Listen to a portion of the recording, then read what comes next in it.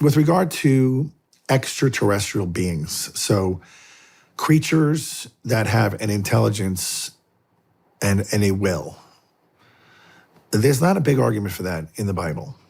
When God created everything, everything means everything. So to have a creature that has an intellect and a will would put them on the level of man, because we're the only ones who have an intellect and a will that are created. What do I mean by that? So we have an intelligence that can make deductions and come to conclusions that no other species can do. But if there's a created being out there that is not talked about in the scriptures, that would be bizarre that God would leave that out for whatever, who knows what reason.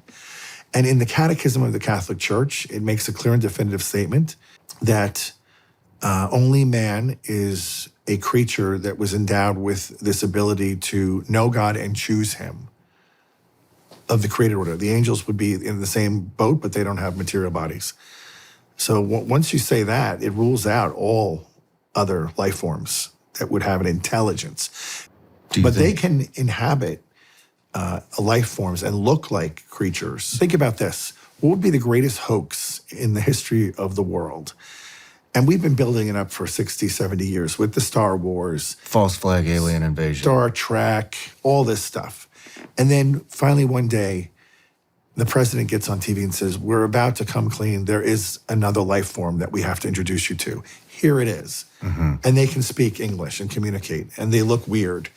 And they have higher intelligence. Of course they will. They're demonic. And they say, we've come from another galaxy to let you know that you're getting off course and you need to make some adjustments if you want your world to survive. And here's your big problem. Like, we're going to give you some technology to show you that you can have clean energy with all the bells and whistles. You know, oh, great, let's have that. And then they drop this in.